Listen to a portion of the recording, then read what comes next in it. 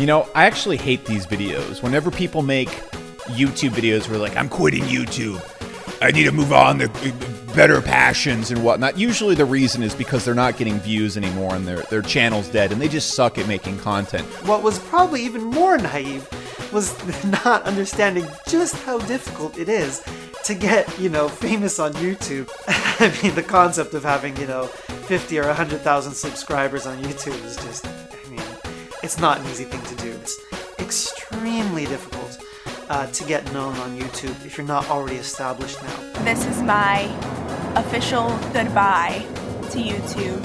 I can't live that life anymore. I've been doing YouTube for 9 years. I started when I was around 13. My YouTube channel has always been my life expressed onto this channel. Then I went to college and I made some college videos. Then I left school to pursue YouTube 100%. I loved that time. Like, I was really, live, eat, breathe YouTube. It was my whole heart, my whole life, my whole passion. All I wanted to talk about, all I wanted to do, all I wanted to think about was YouTube. What could I create next and how could it be bigger and how could it be better?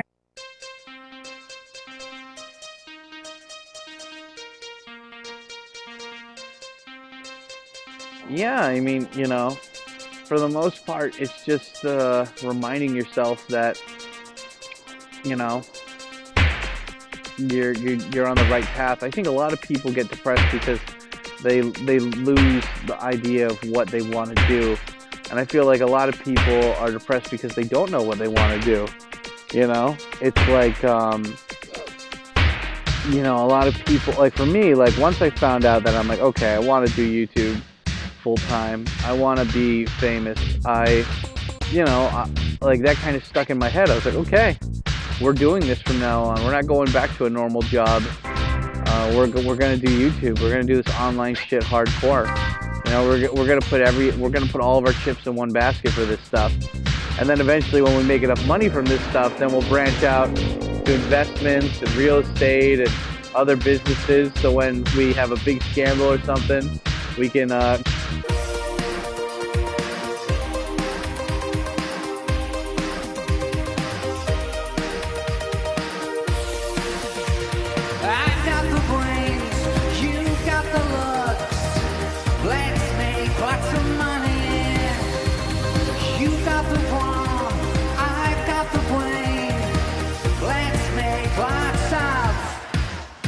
If you aren't in love with making videos and you're not in love with growing a YouTube channel, and it's not your main thing and you're doing it for fun, the fun really gets sucked out of it, which makes making videos for me almost pointless because I'm doing it mostly for fun and I'm not allowed to make videos that I enjoy making or videos that I find fun. If it's not fun, there's no reason really to do it. I know a lot of people probably don't want to hear this because, they think of YouTube as being, a hobby enthusiast thing.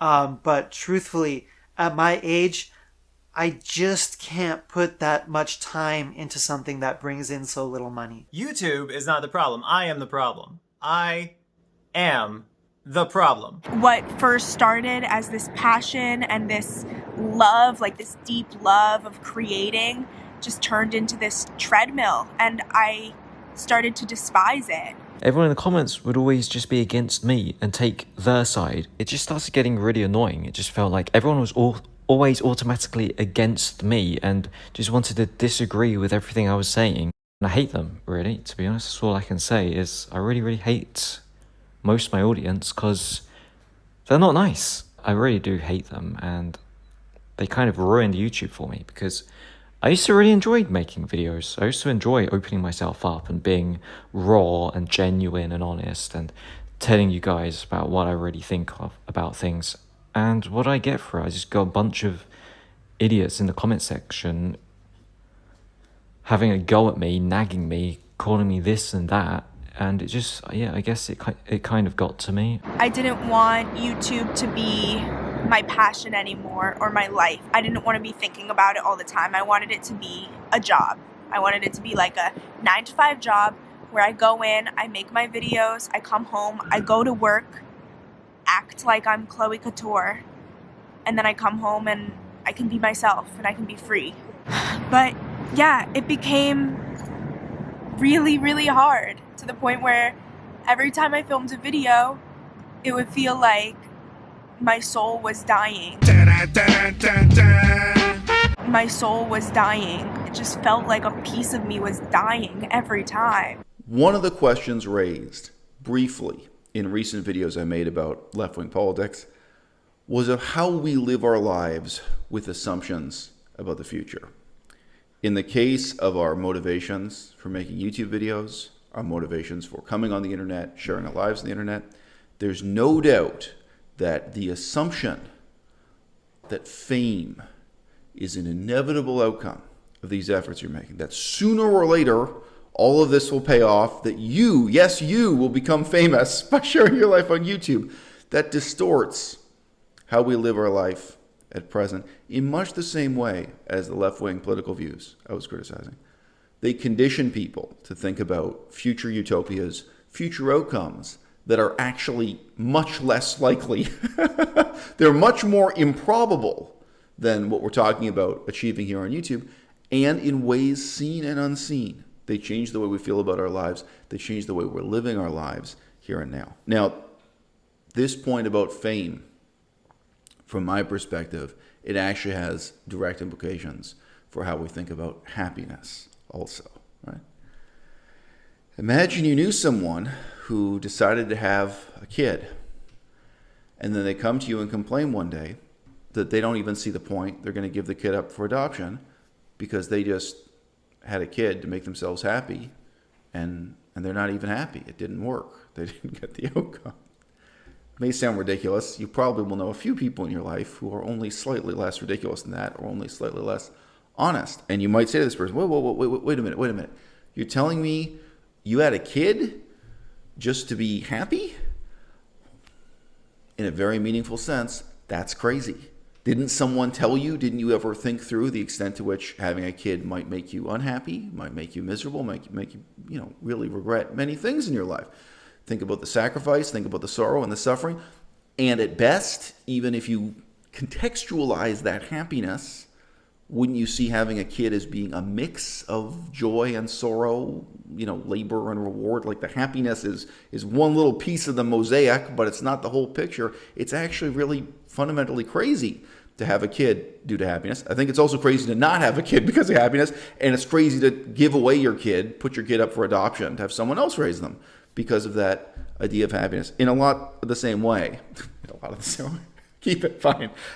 In much the same way, to do what we're doing here on YouTube, because of the presumption of fame as an outcome, it's just plain crazy. Now, I gotta tell you something. The model I have advanced for why you should take the time to come on YouTube has nothing to do with fame, has nothing to do with money. It has nothing to do with my unholy list of 5 terrible motivations that shape the internet as we know it today. What is it? Say them with me now.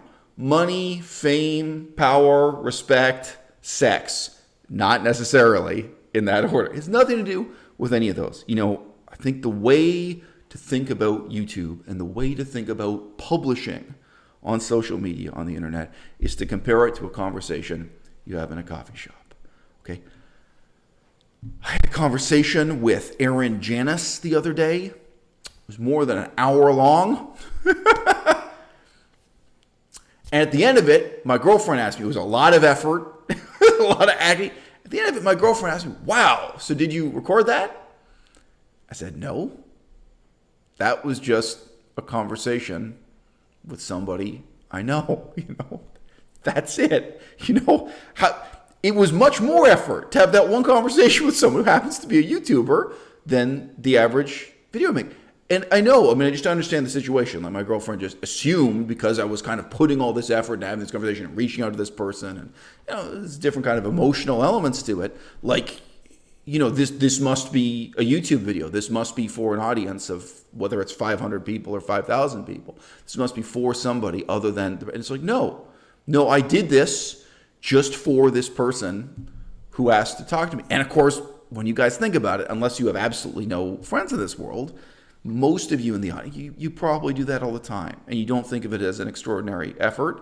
And maybe it is. Maybe it's actually worth pausing to reflect on your social life and how much energy and emotion and even creativity you put into your social life and evaluate that in terms of its outcomes.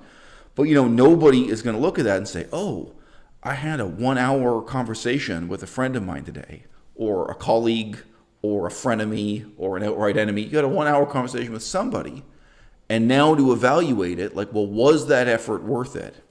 You know, for an audience of just one person, right?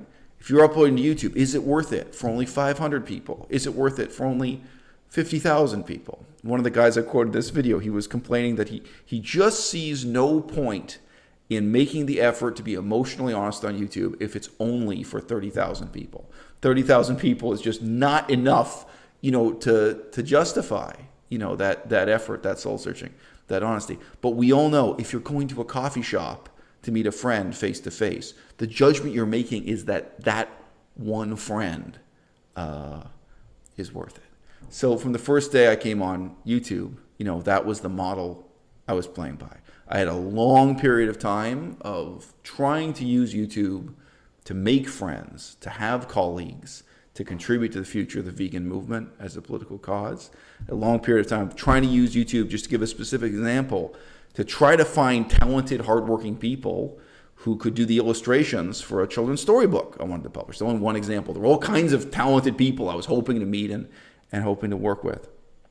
And the whole time I was surrounded by these misconceptions we're addressing in this video. I was surrounded by people who thought that fame was easy on YouTube. God, I always remember that. It was more than an hour-long conversation with that guy. He was a PhD student in math, and he just thought everything I was doing was wrong. And his whole perspective was that getting up to hundreds of thousands and millions of views was something he could do dropping out. He was lecturing me about everything I was doing was wrong. He had zero experience on YouTube. He gave up after 3 months, that guy. He lost faith in his own project. Surrounded by people who thought the fame and the money was easy or was guaranteed to them if they made these sacrifices, if they made this effort.